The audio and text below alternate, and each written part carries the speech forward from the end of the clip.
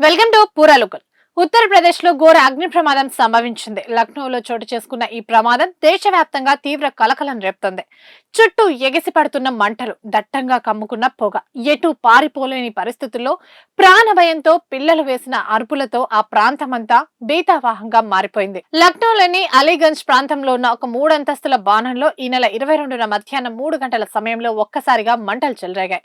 ఈ ఘోర ప్రమాదంలో 13 మంది విద్యార్థులు సహా మొత్తం 15 మంది సజీవ దహనమయ్యారు. ఈ మూడంతస్తుల భవనంలోని పైభాగంలో ఒక యానిమేషన్ కోచింగ్ సెంటర్ నడుస్తోంది. ప్రమాదం జరిగిన సమయంలో ఈ సెంటర్లో దాదాపు 30 మంది వరకు ఉన్నట్టు తెలుస్తోంది. మంటలు వేగంగా వ్యాపించడంతో విద్యార్థులు ప్రాణభయంతో అల్లాడిపోయారు. బాత్రూంలో దాక్కుంటే ప్రాణాలు దక్కుతాయేమోనని కొందరు, డ్రైనేజ్ పైపులను పట్టుకుని కిందికి జారిపడ్డానికి మరికొందరు ప్రయత్నించారు. మంటల్లో కాలిపోతున్నామన్న భయంతో కొందరు విద్యార్థులు భవనంపై నుంచి కిందికి దూకేశారు. దీనికి సంబంధించిన దృశ్యాలు ఇప్పుడు సోషల్ మీడియాలో వైరల్ గా మారాయి.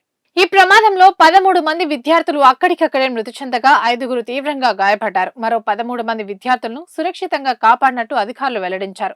ప్రమాద సమయంలో పిల్లలు తమ తల్లిదండ్రులకు ఫోన్ చేసి తమను ఎలాగైనా కాపాడాలంటూ గుండెల విసేలా రోధించిన వైనం ప్రతి ఒక్కరిని కంటతడి పెట్టిస్తోంది.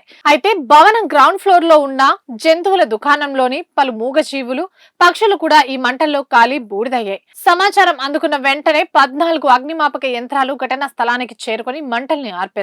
అయితే అప్పటికే భవనం పూర్తిగా కాలిపోయి మసిబొక్కులా మారిపోయింది. అగ్నిమాపక సిబ్బంది చాలా ఆలస్యంగా వచ్చారని అక్కడి స్థానికులు తీవ్ర ఆగ్రహం వ్యక్తం చేస్తున్నారు. అధికారులు వచ్చేలోపే తాము వేగంగా స్పందించి కొంతమంది పిల్లలను కాపాడామని స్థానికులు చెబుతున్నారు. అయితే ప్రమాదానికి గల ఖచ్చితమైన కారణాలు ఇంకా తెలియాలి.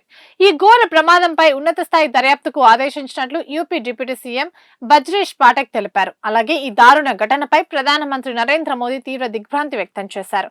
మృతుల కుటుంబాలకు 2 లక్షల చొప్పున, అలాగే గాయపడిన వారికి 50,000 చొప్పున ఎక్స్‌గ్రేషియా ప్రకటించారు. మరోవైపు ఈ ప్రమాదం గురించి తెలిసిన వెంటనే యూపీ సీఎం యోగి ఆదిత్యనాథ్ తన అలీగఢ్ పర్యటనను రద్దు చేసుకుని అత్యవసరంగా లక్నో చేరుకున్నారు. కాంగ్రెస్ నేత రాహుల్ గాంధీతో పాటు పలువురు రాజకీయ ప్రముఖులు ఈ ప్రమాదంపై స్పందిస్తూ మృతుల కుటుంబాలకు తమ గాఢ సానుభూతి ప్రకటించారు.